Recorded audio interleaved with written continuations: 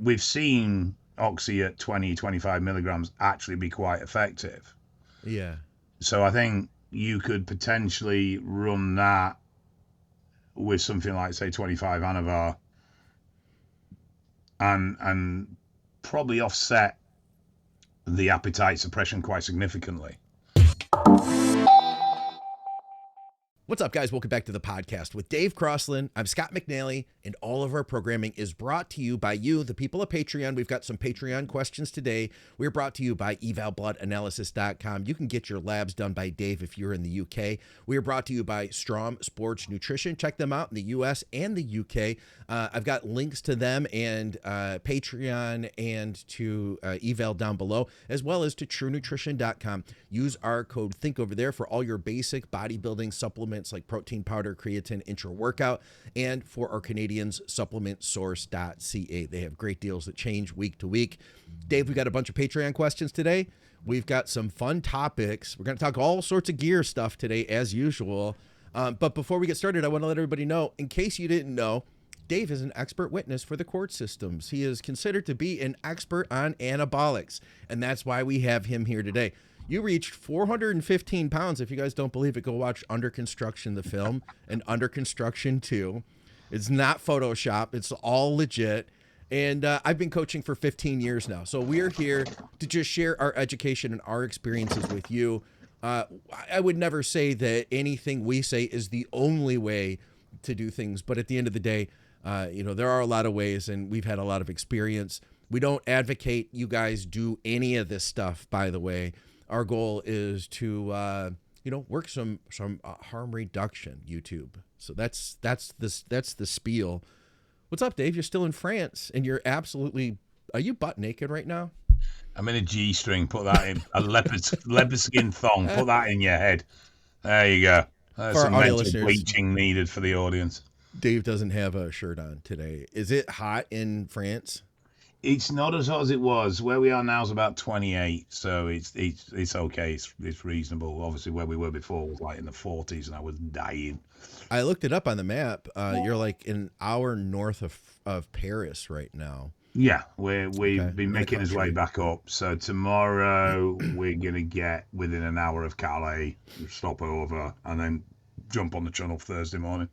Okay. Hey, you know what we have to do real soon? A bunch of our listeners reached out and they're like, have you guys seen Confessions of a Steroid Gang? It's a BBC kind of semi-documentary story type thing, and you're in it. And I watched it, but yeah, we'll do like a reaction to it. Me and you will do that real soon. But we had a bunch of listeners who have already seen it. How long ago did you guys film that thing? 12 months ago. I think it could have been as long as 12 months ago. Okay. It was a while ago.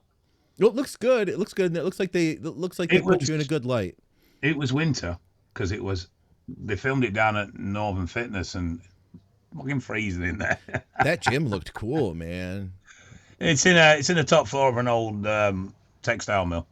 Okay. Yeah, that gym looked cool. You guys will enjoy this. If you haven't seen it, you can go see it. I saw it. I don't know where it's available in the U.S. I got a bootlegged version of it, but it's on that BBC iPlayer or something like that. All right. Yeah. All right. Well, listen, let's jump into this thing, man. And if you guys have any questions that you want to have on the next show, then definitely comment below. Plus, we're recording this on the Think Big Live channel. You guys can jump in the live stream. But to start us out, I thought this was kind of a novel and interesting question. It's not one we've really heard a lot, but it makes sense. So Mikey says, here's a question for the next episode. Is there a mechanistic reason why you should avoid mixing orals? I would think mixing orals, just like mixing injectables, would improve the side effect profile. It seems the general consensus is never to mix orals regardless of the total milligrams or relative toxicity. I was looking at doing 20 oxy milligrams, that is, and then 2 times 10 milligrams per day of D-ball. So that's 20 milligrams D-ball, AM and PM, altogether 20, and 10 milligrams of oral turinabol. How would this compare to just running 50 Anadrol or 50 D-ball or 50 T-ball solo with test, obviously? I don't see any real reason against it. I'm not a fan of splitting. I think single dose is more effective with orals. But I don't see any real negative to splitting, because at the end of the day, the main issues around orals are liver stress and stomach appetite impacts. So I would have thought, a mix like that's probably going to be a little bit gentler on the appetite than, say, running 50 oxy just as it is. I bet. But I don't see any sort of major advantages either. In the fact that, if your total milligrams is going to be 50 milligrams as it is in this case, I don't really see how that's going to be particularly more positive than running 50 milligrams of, say, T-ball or 50 milligrams of oxy. Yeah, I think that's really all just side effect mitigation, because let's look at the D-ball. 50 milligrams of D-ball, you're probably going to deal with a lot more nasty estrogen side. Yeah, you're going to have estrogen management issues. But then again, so with orals, like with estrogen, it can be managed. I appreciate that it requires another medication to do it, but it can be managed. Yeah. The appetite suppressant from the total loading of orals is unfortunately just what it is. Yeah, you can take things to boost your appetite, but you're not going to actually stop the appetite suppressant from the orals. That's going to be very much a personal reaction.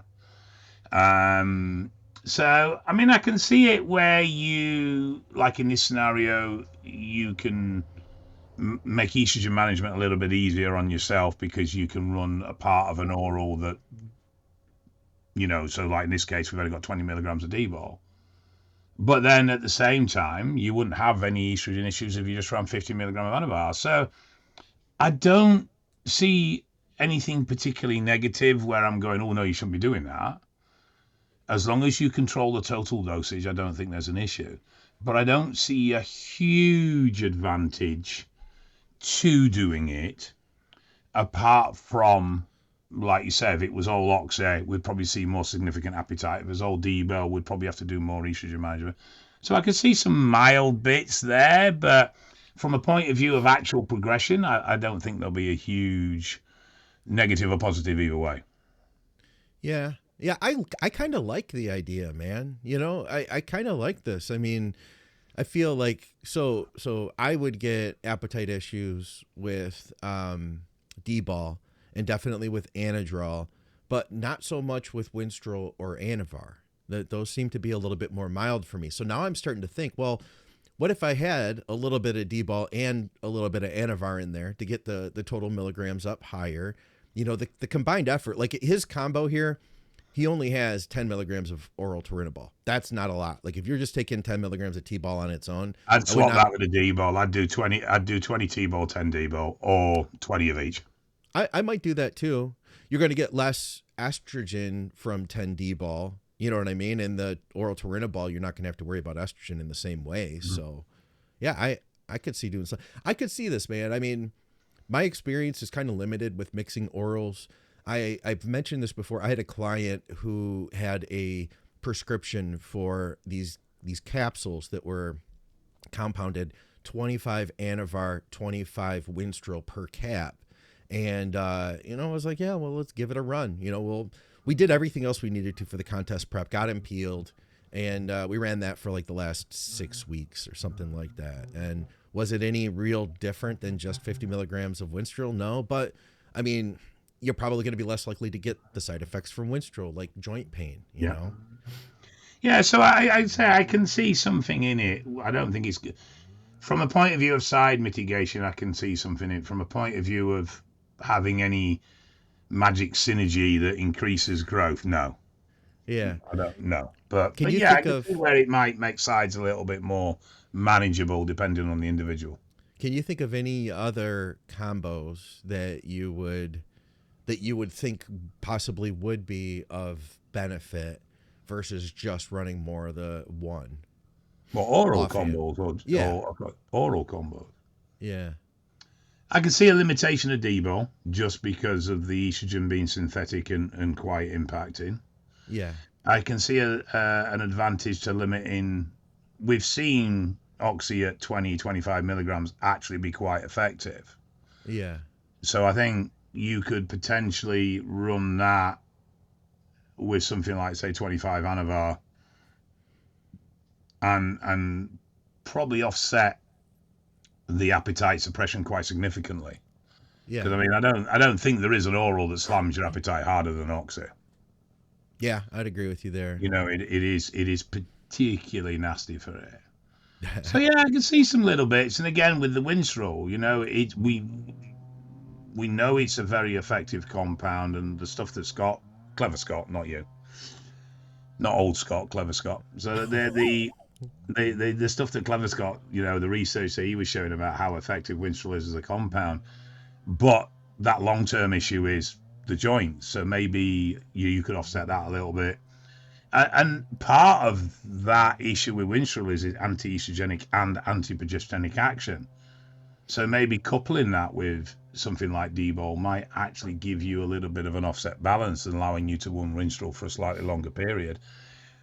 Obviously, liver stress and other things all being considered. So, yeah, I can see some. I think it potentially comes more into its own on an oral only setup. Because one of the big limiting factors to oral only is estrogen. Yeah, so if you were, say, doing an Anavar only cycle, but you added in a limited amount of D-bol, you're going to get the methyl estrogen from the D-bol, so you might not get as many libido issues at 5 weeks in. Yeah, I can see that. Even 5 milligrams, like dude. Dude, even 5 milligrams D-bol would probably give you enough, you know? Yeah, so I could see some, I can see probably more benefits now we've talked about it than I initially thought, actually. Yeah. Tanya, by the way, too, who's that Frenchman over there that's decided to start up the leaf blower while we started recording? I mean, I don't hear it this second, but I heard it. Tell Pierre. He's doing farm maintenance. Leave him alone. Go tell, yeah. All right. Anyway, Tanya said, people get so overly energized about any blend at all. Dude, I really feel that way, man. People, especially like newer guys, they love the idea of a good blend. You know what I'm saying? Yeah, there was some, I think they were called Beast tabs. Yeah. And they were like Oxy, D-bol, all blended. All of it. Just all of it in one. Yeah. Kitchen sink. Yeah, we had a listener mention on Blood, Sweat, and Gear, it was like an injectable pre-workout blend that had like methyl, Tren, and test suspension and, you know, everything else, Superdrol and Anadrol, like all in one shot, you know? Methyl Tren's harsh stuff. Yeah. Very harsh stuff. It's one I don't really mess with people. I could see that more in a power situation or a strength but even situation. Then exposure needs to be very limited. It is particularly nasty on liver and kidneys is methyltren. Yeah. Hey, you know, I want to get back to this one down the road. You know, every time we've talked about DHB, there's just a little teaser, Dave, but every time we talked about DHB, there'll be somebody that chimes in and says, oh man, it's super toxic. You know, that's the problem with DHB. And I was thinking, well, where does this come from? I ran it twice. At the time, years ago, we didn't do labs like we do today. This is 2009 that I ran it, 2009 and 2010, in an off season and in a cut. And I didn't recall it being any more toxic than anything else, like when I did get my labs done. Anyway, so I did some looking around. Vigorous Steve has a video on it, and he says there was only like 2 research studies, and both of them did show toxicity, both inflammation and liver values. And then before him, More Plates did a video that the title was like DHB most toxic steroid ? Anyway, so since then I've had a few people running it, and we did labs when they started. We did labs 6 weeks in, and so far I've seen no changes, man. I started running it just a little DHB TRT myself. I think for DHB, one is it is an irritant, so it can be a particularly painful injection, and that can cause some systematic inflammation. Yeah. So I think there is an inflammation factor with it that probably needs some control. Now, EQ and DHP have shown to increase liver weight. Okay. And mainly with the formation of what basically become... Oh, my brain's gone. It's okay. You're on vacation, technically. Hmm? Excuse me, holiday. You're on holiday, not vacation. But the bottom line is so they form cavities which then fill and harden. But what's been shown is that they don't actually have any real negative impact on function, and they're only generally discovered post-mortem. And no, they're not the cause of why you're having a post-mortem, but they just, they find them when they do post-mortem. Yeah. So, yeah, there is definitely some liver impacts. How negative they are, I'm not really aware of anything that shows them to be super negative. For me, with DHP, it's always been the inflammation side of thing that's been the only thing you really need to watch. I don't feel DHP is super toxic, but I do feel it is more stressful than a lot of the other compounds. I'll keep you posted because right now, like I said, I have people that are running it. We've done a set of labs before. We've done a set of labs during 6 weeks in. And we're looking at liver, we're looking at estrogen, and we're looking at C-reactive protein. So we're not seeing anything negative so far. And these are at doses of 300 milligrams, 400 milligrams, and I'm going to dose it at 200 milligrams along with 100 test as a little bit of DHB RT. Okay. All right. Hey, let me know if you die. Okay. On that note of blends, people do really love a freaking, especially newer guys, they love a good blend. You know what we've never talked about is making the blend work for you. Here's my thought, Dave. If you were to use a blend, and there's been a couple times I'd used a blend. One time I got the worst shot of my life from using a blend, and I swore them off. But other times, though, I would use a blend in conjunction with more of each compound. Because the number one thing, man, is that you can't really control your dosing. You know what I mean? So no, I think the other factor is that if there's going to be a compound that has incorrect dosing, it's going to be a blend above all else. Because it's so easy to hide incorrect dosing in a blend. You've seen that, like literally, you've seen that in lab reports. It's very rare I see blends dosed 100% correctly. Okay, when I'd done a blend, I would do let's say that it was 100 milligrams of test, Tren, and Mast. I would maybe take a half a mil of that and then combine it with additional Mast, additional test, and you know what I mean, to kind of adulterate the dosing to get what I wanted. But you know, the other factor too is that when we get to injectable blends, a lot of times it's higher dose, and then now we're dealing with super solvents, right? Yeah, there is that. Obviously you can some of the blends are 400 plus mg total concentrations, and obviously you start getting into stronger, harsher solvents to carry that. I wouldn't say I'm against blends per se. Yeah. And I think they can be useful as a foundation if you're going to be running higher doses of either compound, and you use the blend to sort of just create the base of it. It's more the reliability around blends that puts me off them rather than just blends themselves. Yeah, fair enough. Hey, we did get a lot of questions, and we got this comment. I shared it with you this morning. This is the best. Guy says, I used to hate Dave, but after binge watching the channel, I actually like you guys. What WTF, he says. And the next guy commented, and he says, he's okay as long as he's not breathing loudly into the mic, coughing, yawning, or clearing his mucus for everyone to hear. And then the guy follows up. Because I can't argue with that at all. He's bang on, you know what I mean? I can't argue. And then the original poster came back and said, to be honest, he reminds me of my grandfather, which I really hated. But the funny thing is that they're saying they like you, but it was like the funniest backhanded compliment I've ever heard. I don't know what to say. I'm sorry. Yeah, right?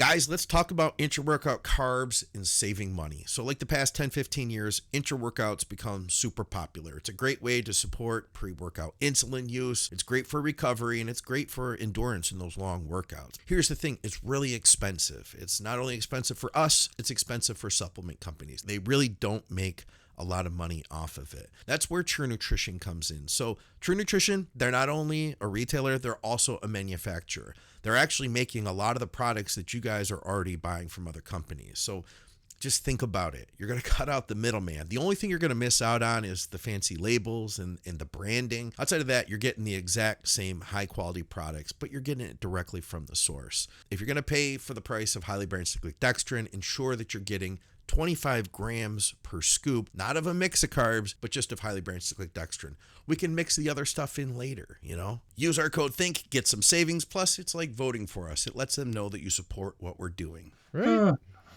All right. So we did have a bunch of stuff, though, like I said. And if you guys want to take part in the next show, we'd love to have you comment. I see a couple things showing up in the live stream. In fact, we got an Uncle Dave's advice about Ozzy Osborne. We'll get to that at the end. We got a guy, Joseph. He says, I'm thinking of trying a test Deca cycle into a powerlifting meet this winter. I'd like to keep the total dosage at around a gram, but I have no experience with Deca. I've heard a lot of different opinions on the best ratio of these two, but unsure of where to start. Any advice on picking a ratio?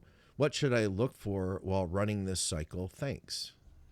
If you were more experienced, I would suggest actually I would go a higher Deca to test. So I'd go 400 test, 600 Deca. With you being inexperienced with Deca, it's probably going to be more sensible to flip that and do a 6 to 4 test to Deca, or possibly even slightly higher on the test. Obviously, at that sort of dosing of test, you're going to have to be on top of your estrogen management. But I like medium, low test, high Deca cycles, and I find them very effective. They're not for everyone. And, you know, some people just don't get on with Deca at all. The weird thing with Deca is I find that when you start to pump the dose a bit, those that don't get on with it actually seem to get on with it better. You've said that, which blows me away. It's a weird thing, and sometimes, you know, you have someone saying, "Look, I'm on 400 mega Deca, and I just up it," and they're like, "I feel loads better." But I think because of a lack of experience from a point of view of managing a drug like Deca, and obviously you have to be on point with stuff like prolactin, etc., that he's probably going a more traditional route of high test over the Deca. Okay. Yeah, Your arms are looking a little extra pumped today, Mark. What are you after, you creepy bastard? Oh yeah, Scott, your arms are looking a little extra pumped today. Pow. For a pair of spaghetti strings, yeah. Yeah, they're nothing to really brag about, but I have been training more consistently, Dave. This year, I've been able to get consistent again with it, thanks in part to my mitochondrial stack. So I'm feeling good, but far cry from what I used to be. Dude, I'm just happy to be. Listen, I know we joke about my age, but I'm gonna be 50 in a couple of years. All right, 60. Yeah.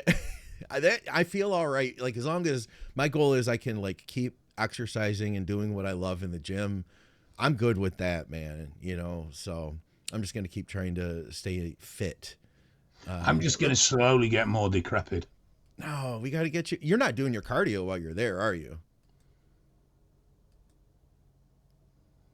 It's been very nice weather. Have you been walking? It's been very nice weather. I'll tell you what, man, on that cycle, if he's never used Deca, what's his experience like with test? Oftentimes, man, I'm more of a test guy. And if he could handle like 750 test, I wonder about 750 test and 300 Deca. That's over his gram. You can't do math.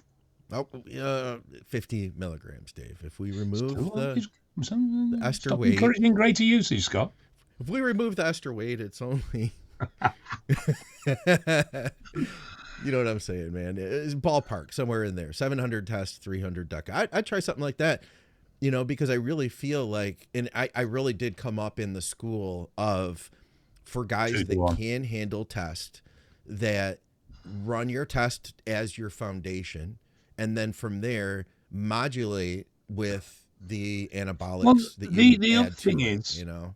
is the gram set in stone? Can't we do something of a bit of a escalating cycle where we start, maybe start 300 and just see how you feel and react, and then, if you find you're not getting quite what you want, you can up the test, or if everything is fine, you might bring both up together. There's always that option as well, Yeah. with it being the first time of introducing a new cycle. I mean, is there a reason why you set on the gram? Are Yeah. you set on the gram? It might not be. It might just be a sort of total doses he's used in the past. Yeah, that's true. All right, let me see what else we have here. Okay. Yeah. Were you going to say something? Yeah, I know we shouldn't really jump into the comments, but methylene blue, do not take methylene blue with Caber, whatever you have, they'll do. Why is that? Because you can get a massive over dopamine stimulation, and it can really cause some problems. So Did somebody say they were going to do that? they said they were going to. We were talking about Deca, and then they mentioned methylene blue. So just because they mentioned methylene blue and we've been talking about Deca, it was in my head. Oh, okay. Yeah, I think you know what. I'm not the person to explain this. I'm not a scientist, Dave. Believe it or not. Surprise, surprise. Oh, yeah. You know. But I had been learning from a guy who was talking about how it can be beneficial for improving oxygen, and I found that to be methylene blue to be beneficial for that. I'll use it as low as 5 milligrams, maybe 10 milligrams. But I use it intermittently on days that I really could use it. I found for me, running it daily is not the jam. That's not the thing I want to do. But running it infrequently, let's say that I'm going to have a hard workout coming up, and or let's say that I'm having just my breathing isn't as good that day, which is an issue that I deal with the mitochondrial dysfunction stuff. I could benefit from a small amount just infrequently, and that's what I've relegated it to. It's not a daily thing for me. I have no experience with it, but I do know that it has a strong action within dopamine receptors, which is one of the reasons why it has the effects it has. Yeah. And if you combine that with Caber as well, you can really overload the system. I could see that. You also have to be careful if you're using an SSRI. You can get serotonin syndrome with it. Yes, you can as well, yes. But if you use it infrequently too, regardless of what you're doing, I think you're and at the lowest doses that you can. I mean, because I started at 5 milligrams. I've seen people using 5 times, 10 times that amount. So in 5 to 10 milligrams, I think the less you take of anything, the less side effects you're going to get from it. Obviously, the less effect you're going to get from it too. But I'd ask myself, what am I looking to get from it first? You know what I mean? Yeah, what's the least amount I can take people, to get there? and this isn't a dig at Mark at all, but I think there's Sure. people that jump onto things because they hear it as the latest buzz.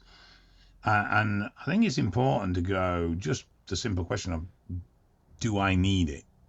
Is what it does going to be beneficial to me? Or am I just jumping on it because it's the latest buzz thing that everybody's on about? Yeah. So what it does with your breathing is it will kind of rewire your respiration, which your body, if it's healthy, it's already wired to breathe just fine.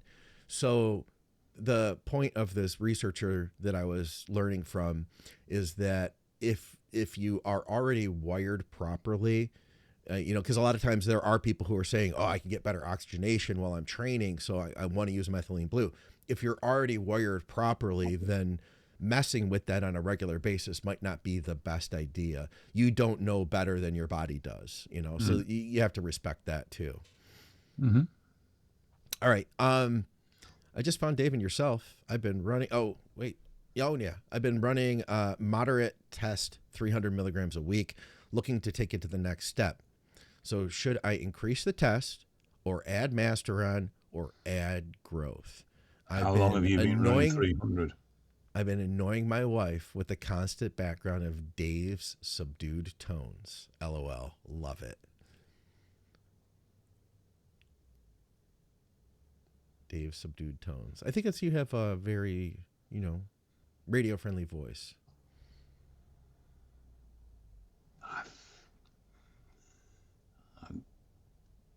Do I? So my first question would be, at what period of time have we run 300? Yeah. Because if we've run 300 for the last 3 months, then I know it's not a huge dose, but I would still be looking to probably drop down to a correct TRT for a period of time before pushing back up to add in a second compound.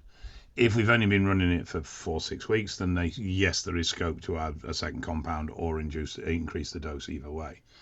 But yeah, the only question I have about it is, what's your current exposures been? Do you need to actually take a break before you push into more compounds or greater dosings? Good point.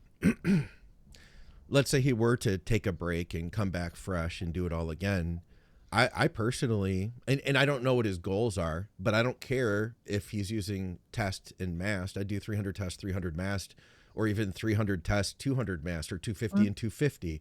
I think that would be a great jump upward for either cutting or for bulking, you know? Yeah, from where he is, I totally agree. I think anywhere between the sort of 450, 600 is viable as an increase. And a 1-to-1 would work completely adequate. Yeah.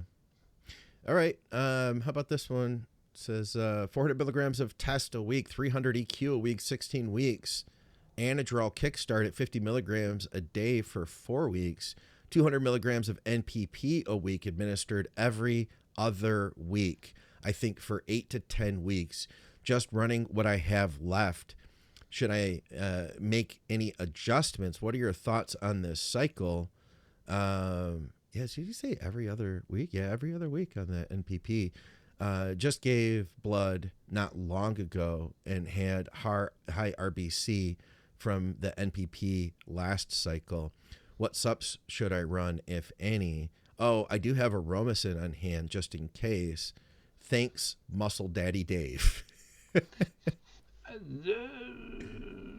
The only bit, so the MPP, rather than do it week on, week off, I would bunch it together, say at the back end.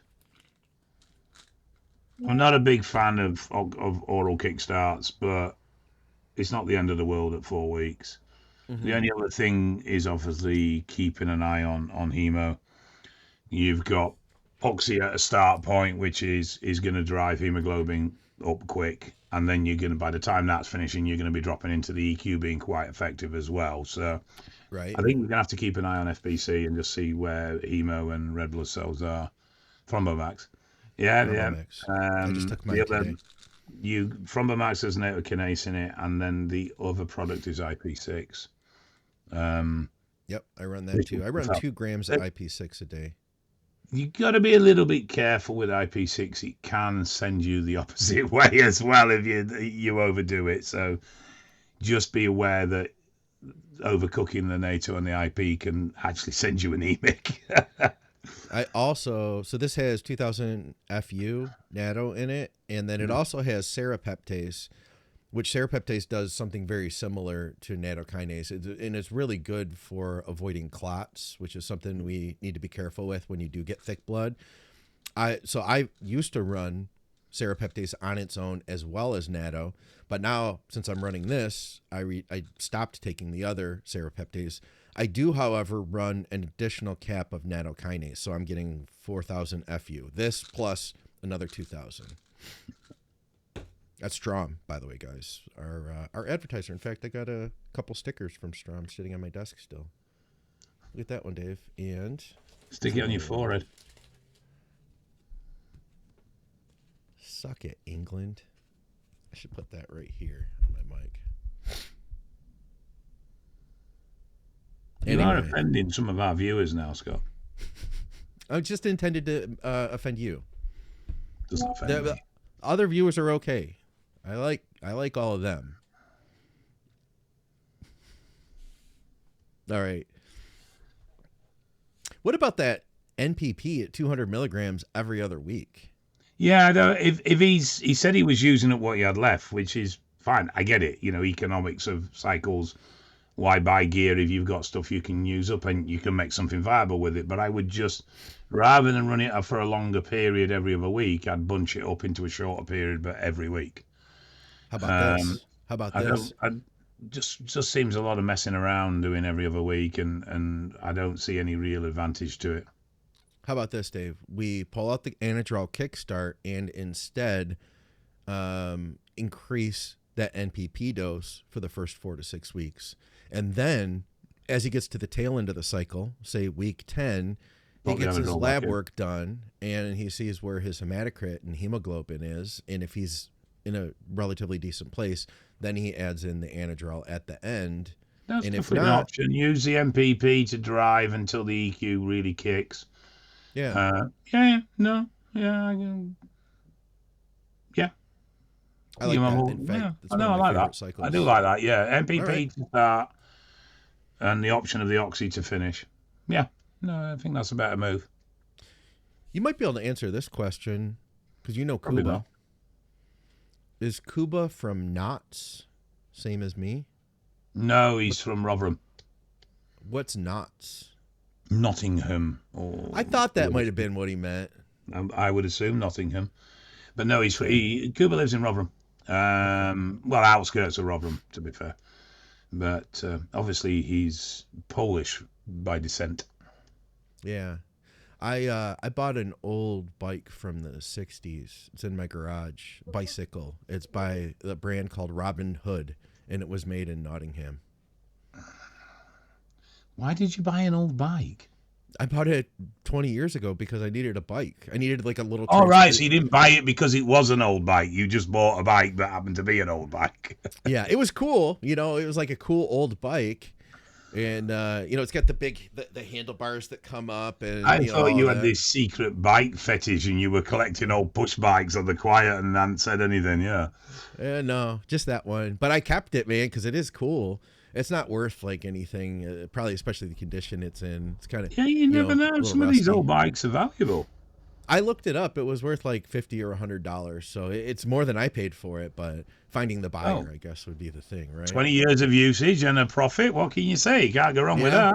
Yeah, I think I bought it for $5 too. I wish I've had a car would do that for once. Right? All right, I have Tren base that I was given by a buddy, and it's water-based. I've been scared. Oh, yeah, this question. I've been scared to take it in case of infection.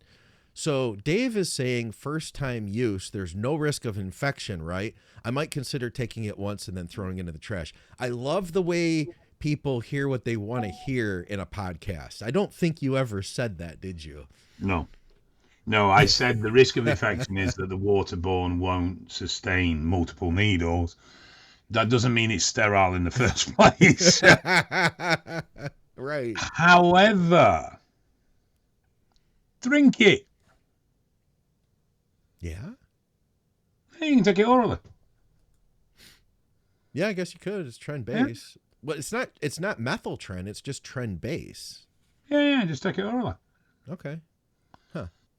Just do your dosing under the tongue, 45 minutes before you work out. Let it go through that blood vessel. Job done.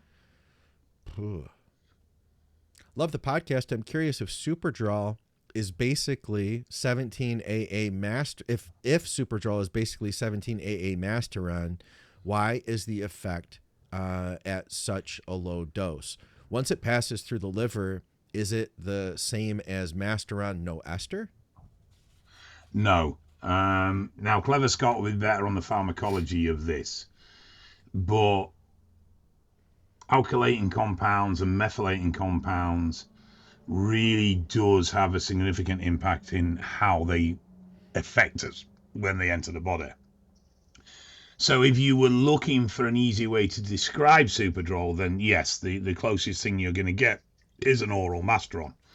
That's as close as you can describe it. But the reality of that is that when you take this compound, the effects within the body can be significantly different to Masteron, in the same way as something like a methylated Tren is significantly different to Tren, and how, you know, certain other compounds that go through various processes to make them bioavailable in different ways also impacts how, I mean, you could argue D-bol is effectively testosterone, but it has a significantly different impact. Yeah. Particularly with the estrogen conversion and the type of estrogen it converts through. So when you look at base compounds, alteration of carbons and methylation and other things that are done to them to change how they operate can have a real significant impact on their effects within the body. Like I say, Clever Scott will be able to give you the proper science of what that carbon atom does there and what that does there and why it changes it so much. I'm too stupid to do that. I think we did do that breakdown one time on Muscle Minds. I mean, if it was just, like what did he call it? Master on no ester, then imagine what D-ball would be EQ, right? No ester. Because D-ball is not, am I correct in this, Dave? It's basically the 17 alkylated version of equipoise. You know what? I don't actually know. Yeah. So I will bow to you on that one, sir. All right. Anybody can correct me if I'm wrong on that. At the end of the day, I'm sure they will. I'm not a scientist, guys. I just have 2 decades of experience with this stuff in real world application. Just as a clever friend. Yeah. Was it Dave Palumbo? No. So last week we were talking about Boston Lloyd, and I said, I can't think of the guy's name. This guy who coached him, who coached a lot of younger guys.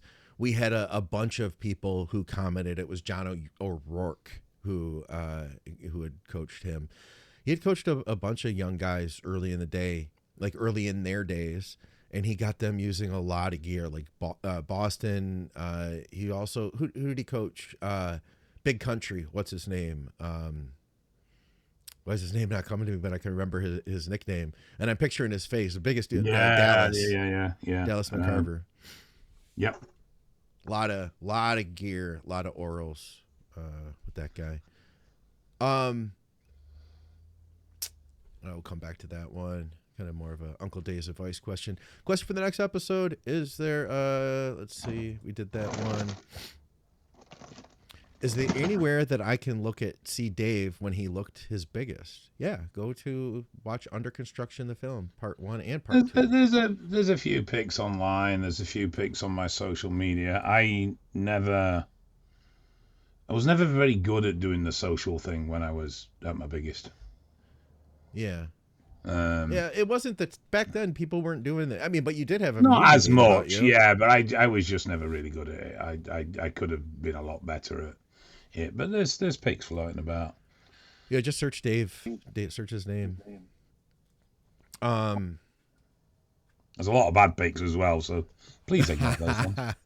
All right, so I wanted to make sure we got through a few Patreon questions. Hey guys, I'm 5 weeks out from a show, and I introduced Tren Ace a couple weeks ago. Gyno has randomly entered the chat.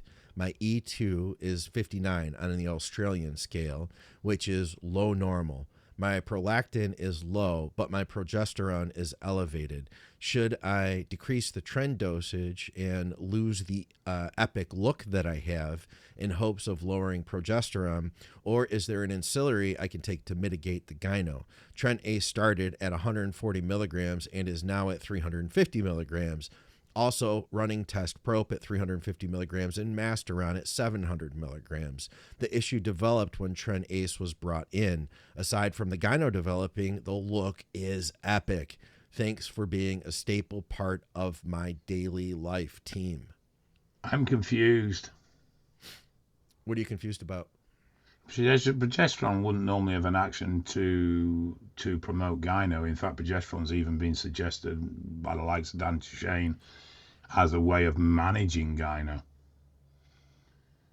because it's antiprolactin. And his prolactin is low. Yeah. Now the other thing I'm curious about is, did he do a sensitive estrogen test? Because if he didn't, then his estrogen should be through the roof, because the Tren will be showing as estrogen. If he did, then fair enough, it's probably an accurate reading. So that would be the other question is, there's something just, I don't know, for me, there's something just doesn't add up.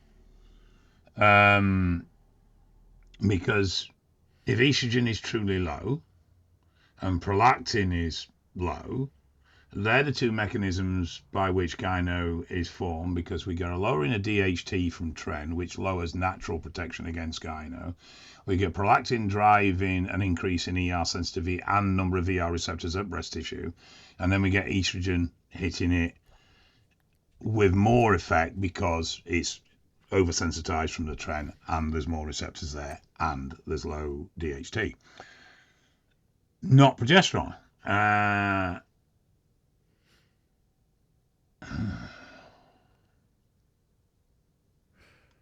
mean, I got a solution. How about this? So he's got 5 weeks. He just posted this two days ago.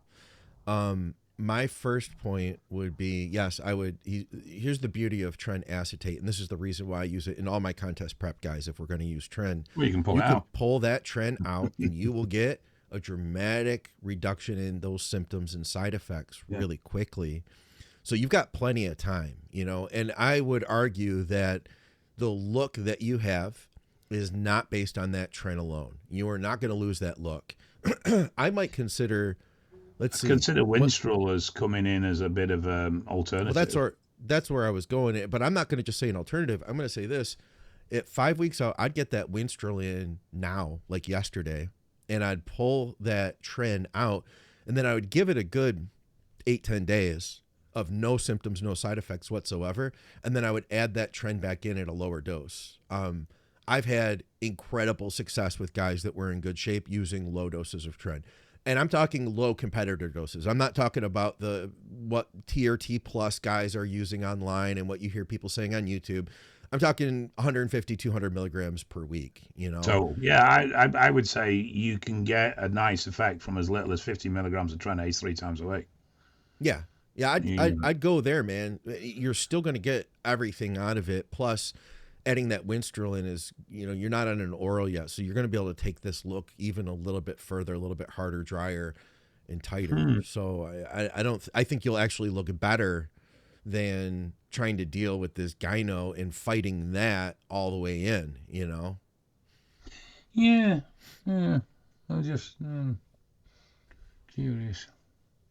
Yeah, sometimes I guess, you know what, sometimes real world experience, I don't necessarily have the answers as to what mechanism's doing what, but I can find a solution. Yes. You know what I mean? Like yeah.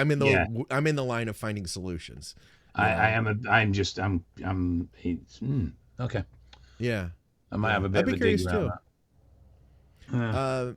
Hey Scott, can you and Dave touch base on becoming a successful competitor client, taking good pictures, what makes a good client, and vetting a coach? Thanks.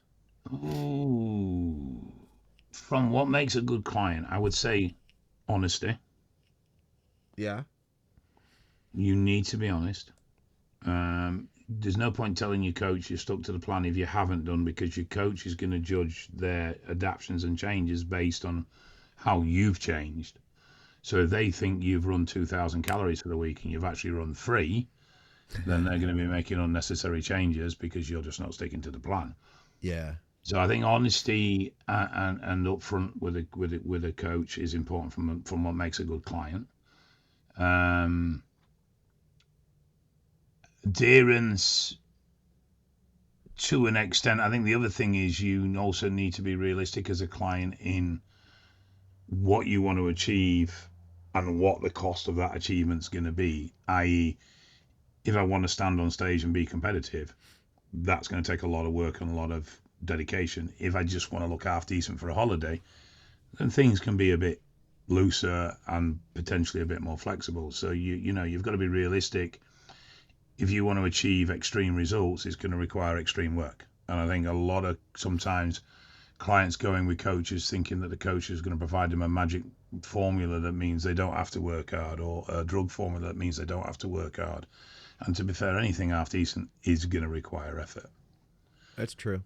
From what makes a good coach, I think it's not always about a coach being good. Sometimes it's just about a coach that fits you. Now, that might be in the way they do things. So, for argument's sake, some clients like coaches that have spreadsheets and, lots of data tracking. Other clients you're not going to get them to fill a data form in a million years, and they'd rather just have a WhatsApp message or a voice note just saying, this is how my week's been, what do I need to do? Yeah. So I think it's also finding a coach that suits how you work as well. And a coach that you agree with in their basic standpoints and principles. We all have our own way of doing things. And it's not that any way is right and another way is wrong. Yeah, there are some things that are just fucking stupid. But for most parts, any decent coach that's got a good client base and getting decent results is doing things that are successful, but it might be different to how another Yeah, like for sure. me, I'm very training focused, and I'd like clients to put a lot of effort in to that side of things. Other coaches aren't. So, some coaches give you a very basic training plan. Just go do that, fuck it up, you know how to train. And I'll do the diet and the drug side of things. So it's finding someone that you gel with and communicate with is another factor. And budget as well. Can you afford the coach? Can you afford the coach long term? I mean, there's no point going to a coach that charges £250 a month if you're only going to be able to afford him for 2 months, and then that's the job done. Yeah, that's a good point too. I mean, it's probably going to take a coach 4 to 6 weeks to start to really learn what you're doing, how you react. It may be even longer, particularly if you're not very good at adherence. So yeah, the coach needs to give you a set of tasks, see how you complete those tasks, and see how your body reacts so they can learn. And it's all right you come into a coach and saying, oh, well, I'm estrogen sensitive, I'm this, I'm that, I'm the other. 9 times out of 10, with the greatest respect for everybody involved, you're wrong. Because you've not looked at it from an objective point of view. You've looked at it from a point of view where you've been in the middle of it and you've made certain assumptions. yeah. A coaching commitment is going to take some time, but communication is very, very important. And if you don't feel you can communicate with the coach, or you don't like the way I remember JP was super, super strict on check-ins, and you couldn't get communication outside of your check-in window. Yeah, And if that's you the way missed I was when I first started coaching. I just Yeah. you check in on this day, and that's what you got. Yeah. Like if you have more questions, if there was an emergency, it's different. But that's the way it used to be. This was 2012, 13. And that's the way I had been coached. So that's the reason I did that. Yeah. And if you had questions, then you could put those questions in your email. That said, I don't want people just randomly, like things that are unimportant. Because imagine let's just say you have 50 clients. And if every client has just like, hey, I was just thinking, what do you think about this every day?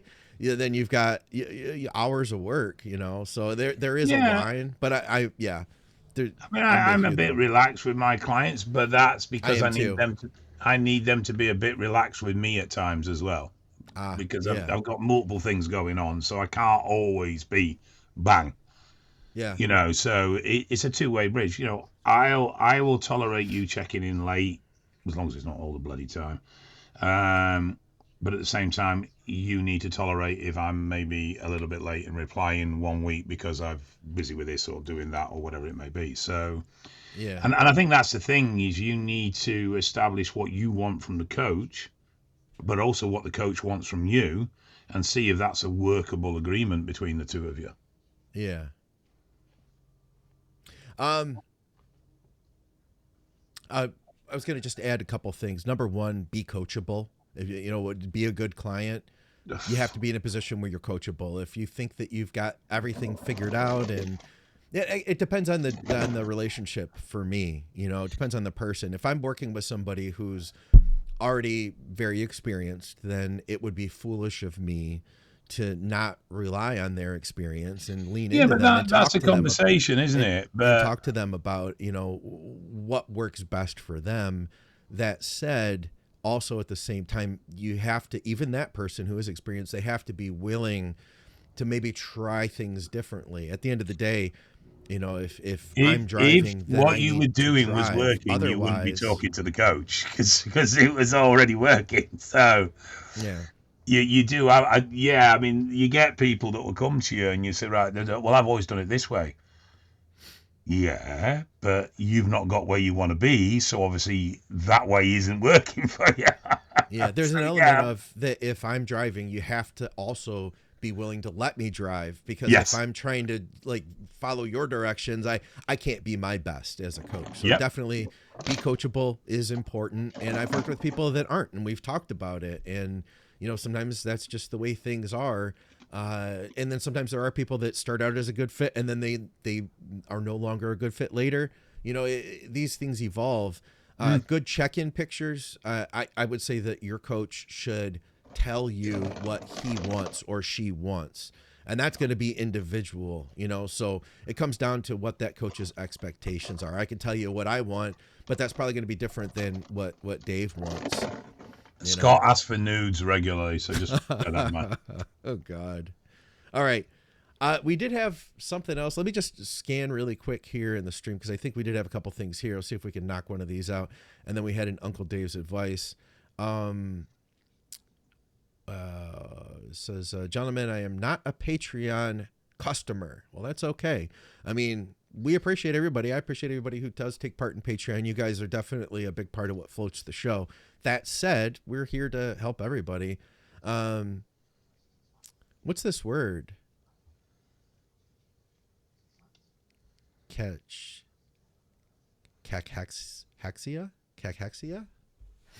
I don't even know what that is.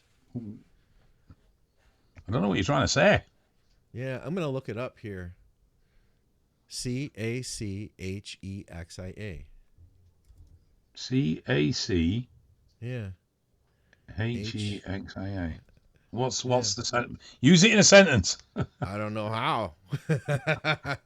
A condition Well, surely marked he's by put it in the a loss of more sentence. 10% body weight during loss of muscle, including loss of muscle and fat in a person who is not trying to lose weight. It's a muscle wasting disease. Okay, that's he just outlined that for us. All right, let me get back up to his question here. Okay. Where is it now? Sorry, he commented again, and that made me lose my spot. Oh, here it is.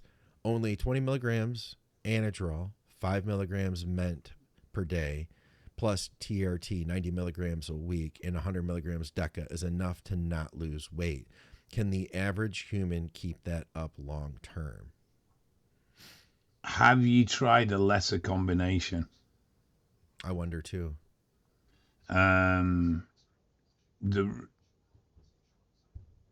So I would.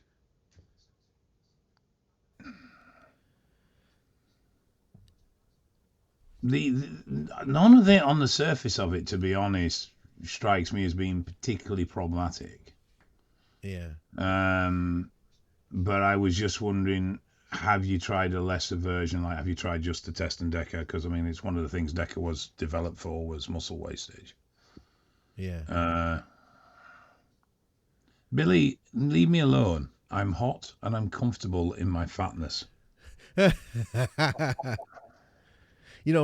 can speak to a friend of mine, Will, who has muscular dystrophy, which is a muscle wasting. His type of muscular dystrophy is called fascioscapulohumeral, which affects those areas, and eventually everything basically up top will continue to degrade.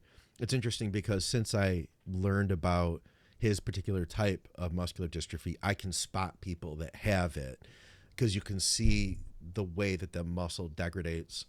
It's sad because eventually what will happen is that somebody who has that type of muscular dystrophy will suffocate, because they don't have the ability to basically keep their throat from collapsing in on itself. No.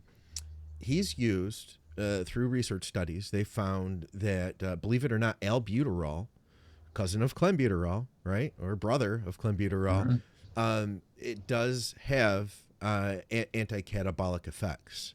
So he's used that long term for its benefit. I wonder, and what I'm trying to do here, I'm thinking outside of the bodybuilding side, outside of the AAS side of things, because he's on, I mean, we want to keep the guy healthy and alive. Can we do that without taking Anadrol is my question, Yeah, first and foremost. His current protocol isn't scaring me, but like you How about said, for the it would, next decade or 20 yeah, years, exactly. you know? You would. I think it's definitely worth looking at alternative compounds that may support. I'm not aware of any off the top of my head. Obviously, albuterol is definitely something. I've got more. Then I would also look at growth hormone. You know, growth hormone is something that at a low dose you could run long term. And I remember Montel Williams was, I believe he was talking about growth at one point. Montel had MS or has MS, and he got really jacked at one point once he found out. And I think part of it was like he's trying to get everything as strong as he could. So I'd look at like everything outside of AAS first, but then also too, if he's on TRT, that's great. Does he need more than TRT? And if so, how much more? Can he run a higher end TRT? I don't know. How would TRT work in conjunction with anything else that was anti-catabolic, like albuterol or a low dose of clenbuterol? We're not talking about running clen at 200 micrograms. I'm talking 25 or 40, you know? And long term, that's not going to have the same heart implications as that we talk about in bodybuilding, where guys are running 200, you know, nothing to 200. Like, yeah, you're going to have a lot of heart stress, but if you're running 40 every day, your heart rate will get back to normal, basically. You know, same with albuterol. It's a medication that's used long term. So just thinking outside of the box, what if you were to go from several different angles outside of the anabolic world so that you don't have to put as much stress on with anabolics? I don't know.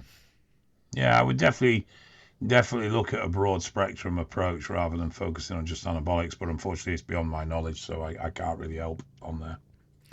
Yeah, it says causes weight loss and increased morbidity. The major cause is cytokine excess. Other mediators include testosterone and insulin like growth factor deficiency, excess myostatin. So that would suggest that GH might be a potentially beneficial route then. Yeah. I'd just look into it more, do research. I bet you that there's research studies on growth hormone with it, you know, a simple Google search. In fact, what if I just put that in and then I've got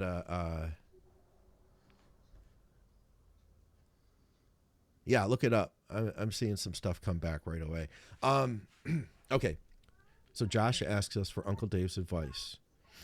Ozzy's impact on culture, Ozzy Osborne, that is.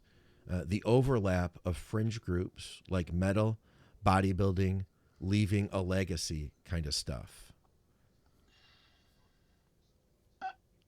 I don't really know a huge amount about Ozzy. I mean, everybody's heard of Ozzy Osborne. He's an iconic character just in modern culture.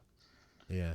I wouldn't say that metal has been fringe for a very long time. Was Ozzy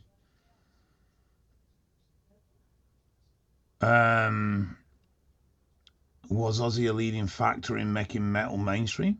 Potentially, but then I also think bands like Iron Maiden played a role in that as well, and you know, some of the other sort of heavy metal stroke rock bands.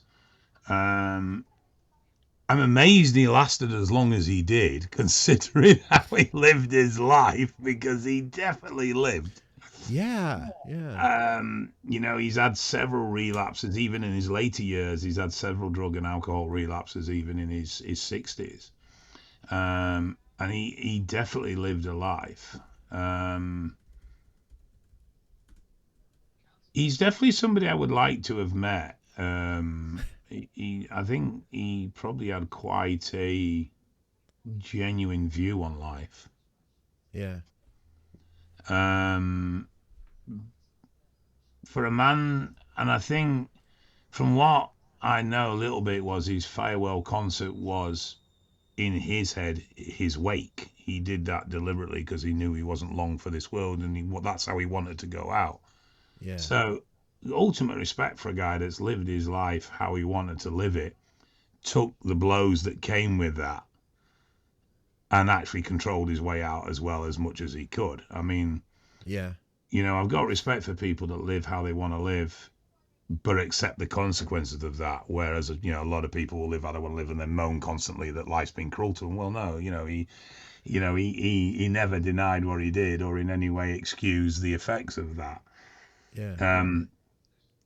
He was an iconic frontman. But I don't know enough about the industry of heavy metal and rock music to be able to say how influential he was in that world. It was obviously significant, Massively. Yeah, he was but, massively but influential. I just, it's not my genre, so I find it Okay. difficult to be able to really say much more than that.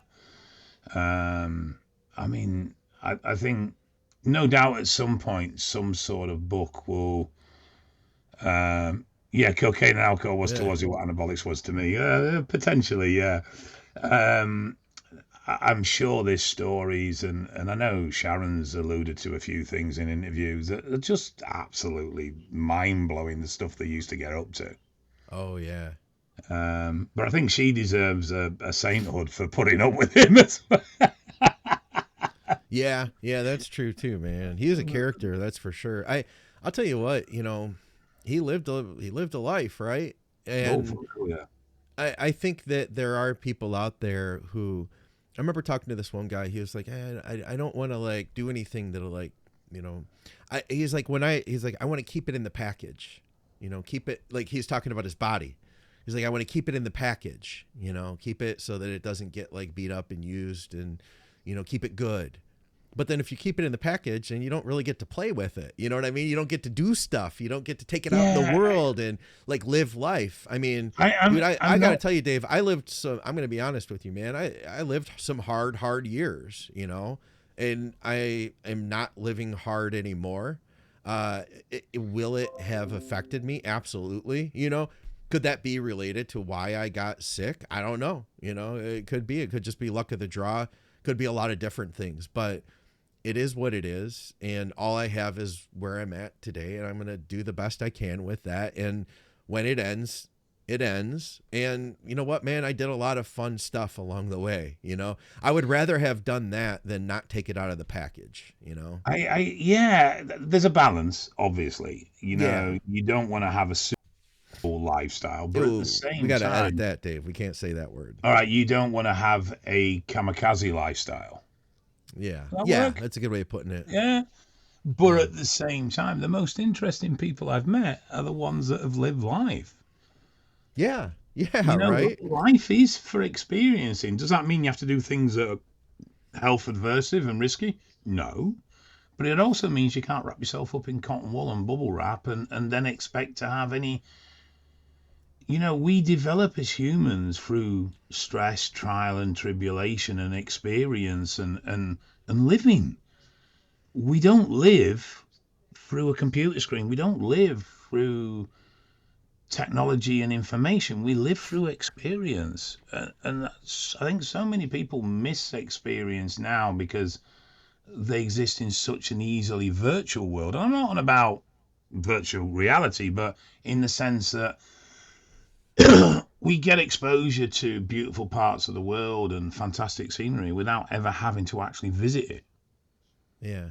And I mean, I've seen pictures of Mount Fuji like most people have online and whatever for years, but nothing beat actually standing in its shadow and looking at it. You know, that's an experience I'll take for the rest of my life. I'm glad you got to do that, man. I'm glad you get Oh, to do your trip right now. You're in it's France. Like, that's freaking incredible, cool. absolutely incredible. No amount of web surfing was going to replace actually being there and looking at it. Yeah. It's. I mean, I went to Stonehenge and I was lucky enough to actually get inside the circle. And again, you read about these places and you read the history about them and you read about the theories about what they were and everything else. But it's not until you actually go and touch and experience it there's something about that place that is weird, not in a bad Yeah. way. Just it's got an atmosphere that I can't describe. Um, so yeah, I think Ozzy pushed it. to extremes, and there's no doubt it did damage, and there's no doubt it affected his life. I have no idea if he ever regretted anything. I don't think he did, from what little bits I do know. Yeah. But he definitely lived a life, and I do believe life is for living. You've just got to try and calculate the risks a little bit and see if you're willing to pay the price. Yeah, I'm with you 100% on that, man. 100% good balance in it. Don't leave this world wishing you had done something that you could have. Just you know? experience things. I mean, daft. This is something and nothing, but we were up at the other campsite and there was an almighty electrical storm. Okay. And I rolled over and went back to sleep. And I actually regret it. I wish I'd got up and gone and sat outside and actually watched it, to be honest, because I feel like I missed something there that I could have actually really enjoyed. Yeah. You know, and it's silly little things like that you miss out on the rich fabric of what life can be. And it doesn't really take any effort, but we just, bollocks to it. You know, not every experience is going to be good. Not every experience is going to be enjoyable, but I guarantee you'll have more good than bad if you just embrace them and give it a go. Yeah. All right, guys. Well, we appreciate you tuning in, and definitely go to evalbloodanalysis.com to get your labs done by Dave in the UK. Dave, are you accepting coaching clients right now? I am, yes. I'm gonna let you in on some things next week. Okay. Some changes with eval and some stuff. Oh, okay. But yes, I've got PED course starting beginning of September. There is a couple of slots left on that. And I am taking on new clients, yes. All right. And of course, we have advertisers that we don't mention on YouTube. You can hear about them on the audio podcast, or head over to Instagram, something like that. And Obrus, hit me up, man, if you want to talk anymore. I have a couple other just general thoughts that may or may not help, things you may or may not have thought of before, but I'd be happy to explore that a little bit further with you in your condition. Like I said, it's something I had thought a lot about with my friend Will, who has muscular dystrophy. Maybe some of that stuff could apply. But I'm glad to hear that he said he has been researching. He's been sick for 14 years. So more power to him to keep learning about this stuff and figuring things out. And at least he's found something that's benefiting him short term. Hopefully he can come to some even better conclusions and find other things that can continue keeping him here and happy and living the life that he wants to live for a long, long time. Of course, go to truenutrition.com, use our code THINK over there for great deals on basically wholesale pricing on supplements, including like all your protein powder, creatine, intra-workout stuff, all of that. Use our code THINK to get 10% off on every order, and it directly supports the podcast. Supplementsource.ca for Canadians. They have great deals that change week to week. In Strom Sports Nutrition, you can go to Strom in the U.S. now. I'll have links to both of those below. By the way, Tanya Miller is with us, of course, and she says she'll be at the O with Strom this year. So it looks like Strom is showing up. So if you go to the Olympia, be sure to head over there and say hi to the team. I don't think I'm going to be invited by Mutant this year. They haven't mentioned anything. So I probably, unfortunately, won't be able to make it this year. But also, too, anybody else I'm forgetting? Patreon. We had some Patreon questions. Leave us more of those. Hit Dave or I up for coaching. And for another episode of the podcast, we'll see you soon. Thanks, Dave.